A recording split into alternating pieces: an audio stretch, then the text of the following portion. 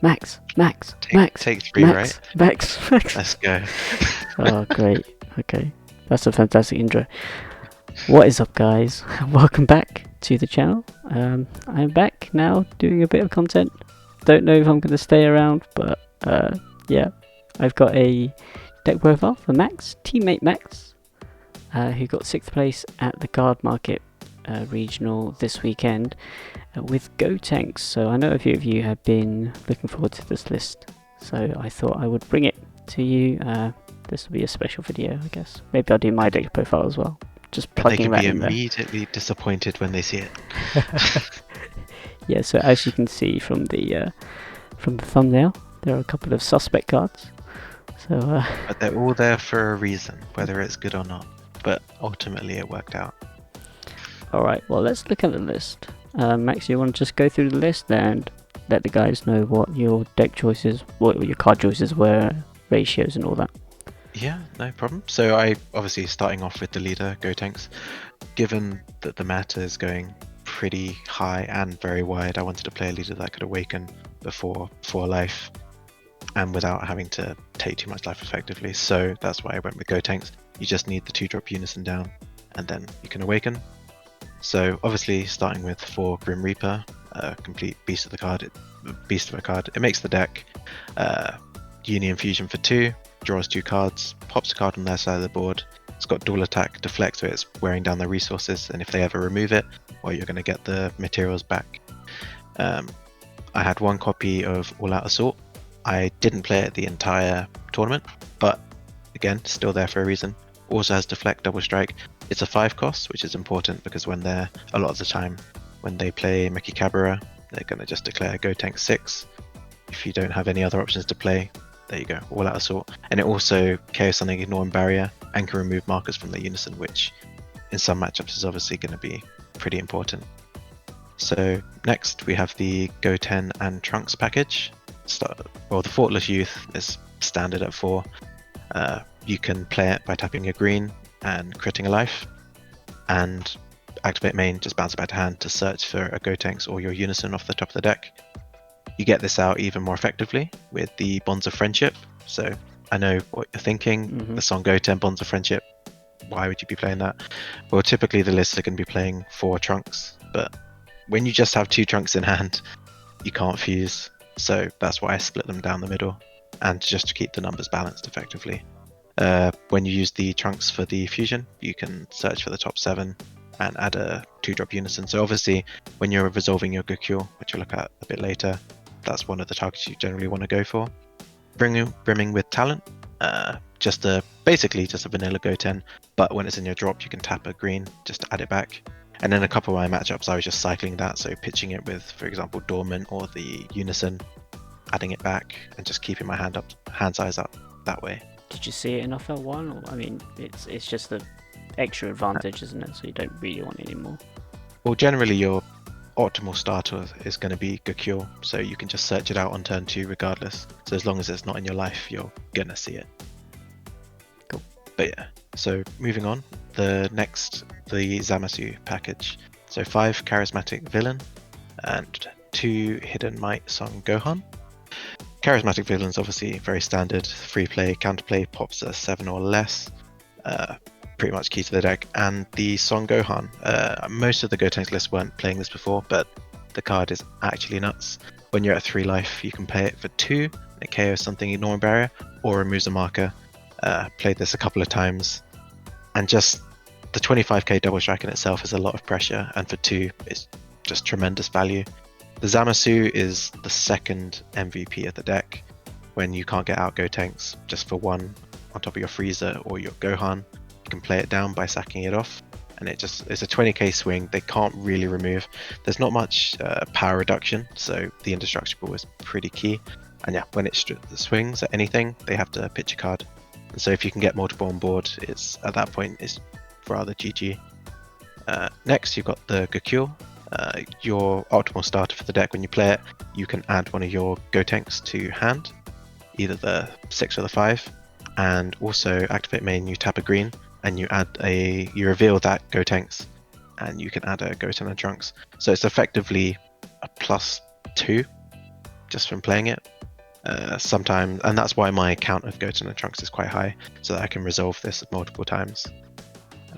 Next, Ribrianne, pretty standard green card.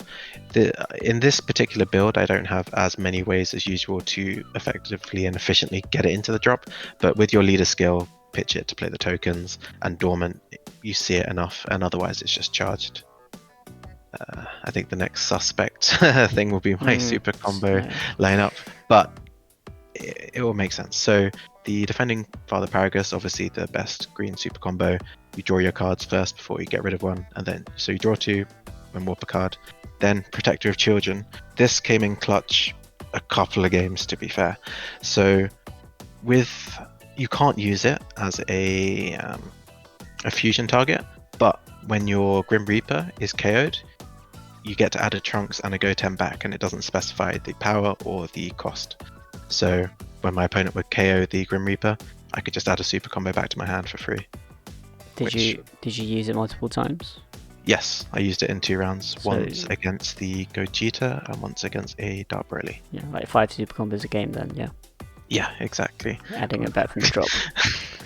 Well, you could say that. Next, we have the secret rare. Obviously, the standard would be Cell Zeno, but what I found in testing is they're always going after your Grim Reaper. You're never really keeping them on board, which obviously I don't mind as much. I'm getting my materials back, but I'm not typically going to have 12 cost down on the board. Sorry. And the counter is just never expected. I only resolved it once in the tournament, but it won me the game that it was played. Yeah. But again, counter is extremely strong. So you can play it for 3 when a non-leader card is attacking and it is negated, and it just plays itself down. So 40k double strike, but obviously tremendous pressure. I mean, did you ever have it in hand and just feel like it was dead? Again, it kind of just depends on what's happening during your turn, because and again, against Dark Broly, which I played quite a few times, it's not so relevant. Against the other matches, yeah, it comes into play more. But at the same time, if it was Cell Zeno, I still wouldn't have been able to play it. So in the matchup that it was played and it won, I think it earned its place. Potentially, you could play Kai or Heroine's Lineage, but again, the way the metagame is now, where you have a lot of generic secrets, they can't expect it, and they can't play around all of them. Sure. So, yeah, essentially. The Unison lineup, Vegito is obviously the optimal one. Whenever you Union Fusion, you get to draw an extra card, so you get to plus even more. +2 to give all your green battle cards revenge. The +2 on the 2-drop Unison is obviously quite nuts, and it's just, they can't deal with it. Very few decks in the current meta can actually get rid of all 4 markers on turn 2, especially when you have cards like Dormant, preventing them attacking multiple times. Similar story for the Dark Broly. He's a 20k 3-cost Unison with a +2. Again, they can't really remove it. I found myself obviously playing Vegito turn 2 most games, and in those games I generally wouldn't be playing the Dark Broly over the top. It was more of a matchup dependent. I was expecting a little bit more blue. Against blue, obviously, the hand destruction would have been more effective. The only game that I did play was in the mirror match against Green Gotenks, and obviously it comes up trumps there. I mean, is it fast enough against blue? Yeah, I mean the blue decks are quite controlly anyway. They're not doing too much in the first couple of turns, and when you throw it down, you can still have access to Dormant to shut down their turn. You have the freezer to pop whatever they're bringing out. In those matchups, I think it's fine, but again, against stuff like Dark Broly and the more aggro decks, I need to get that 2-drop Unison down, and the rest of my mana is just used for playing Gotenks or Zamasu. Yeah, okay. Okay, so again, standard for Dormant Potential.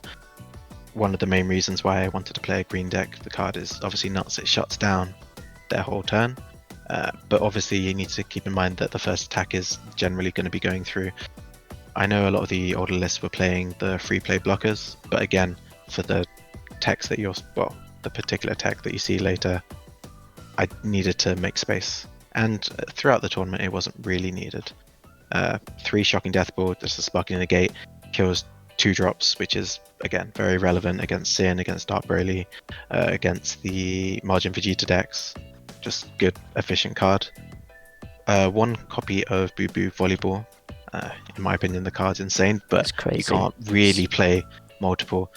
So you get to negate, pitch a card, and add a Goten and Trunks to your hand. Get your materials back for Gotenks if you lose them, and it just goes neutral without having to take a life. Which, if you look at most of the cards in the deck, you're either going plus or neutral at least. So you're generally going to out-resource your opponent. You can add the super combos, alright? You can't add the super combo, unfortunately, because it needs to be a 3 cost. Okay. Oh no, 15k power, that was it. But other than that, or if it could add the super combo, that would be a 4 off pretty much. But yeah, and then finally, Bigger More. I've I've played it in pretty much every matchup. So when you play it, your opponent can't attack with battle cards 5 cost or more for their next turn. So against Dark Broly, obviously it shuts down the vast majority of their turn, and their weenies that they can play are going to get swept up by Shocking Death Ball and Dormant anyway. So when you play that, when you have the free energy, you have essentially just another free turn to pick up a bit more advantage. Against Sin, which I expected more of, which I don't even think it was played in the tournament. Again, that shuts down their turn. They can't do their big Cell Zeno plays. You essentially get to set the tempo for the game. Yeah, nice. So, well, why did you pick the deck actually? Because I remember when it came out, we were testing it, we were looking at this, and we thought it was good, but it was never really played that much. So I played it for the very first one of the Cardmarket. I'm not sure. It was the ones with the invitations to there was some sort of finals, and I got my invitation with it then, and then never played the deck again. I think just the way the meta was at the time, there was more. I think Vegex kind of just outpaced it there before the. What was it they changed about Vegex? The overall. Yeah. Well, before the draft box. Yeah, before the draft box and everything. Yeah, that was it. It more or less got pushed out of the meta, but for this tournament in particular, given how prevalent Sin Shenron has been, the very quick aggro decks, I thought I wanted to play it again. A deck that could stay at high life, has access to Dormant to shut them down, and then could just set the tempo itself. Yeah, and I mean, it did that. It was just the reason why I asked it is just that it's strange how it sort of worked out well for you, because I feel like the format's sort of gone back to what it was at the beginning, where you have a few Vegex and then you've got a lot of Dark Broly, not that many people on Sin. And that's the thing, I think the deck itself has a very, very strong matchup against Dark Broly. Unless they really go off and they get multiple balls, multiple 1-drops early on, they're not going to be able to keep pace. And as soon as you put down a Zamasu, they just will not have an answer. They have no way to remove it. Heroines they have to see Heroines quite early, and steal a Gotenks. And even then, you're just going to pop your Gotenks, you leave their Brolys. If you can resolve a single Bigger More, the game is basically done. Yep, okay, cool. So what were your matchups on the day like? Okay, so I played against one Gogeta Zeno.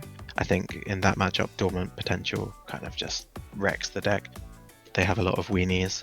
They need to see, and again, similar to Dark Broly, they need to see a lot of the True Fighting Spirit Goku just to really punish you on the Dormant play. But again, as soon as you resolve it, then it's just pretty GG. Mm-hmm. They lose their whole turn. Then again, I played a Gotenks mirror match, which was obviously quite surprising. Someone else had a similar idea, but I think because I went very heavy in on the Zamasu, the Dark Broly, they didn't really have an answer for those, and the Gotenks itself just can't remove Zamasu. So the longer the game goes on, I think he needed to try and resolve Cell Zeno against me, and I just kept on popping his Grim Reapers. So similar reason as to why I didn't play it. If you can't keep the Gotenks on board, you're not going to be able to play the Cell Zeno. Yeah, it just becomes a very control game, the mirror. Exactly, right? Yeah. Just taking down their Unison. As long as they don't have a Unison on board, they can't do too much. And they have to play it, because otherwise Frieza's just not going to be resolved. I also played against a Margin Vegeta. I think I was still on 1 energy, and they took me down to 1 life.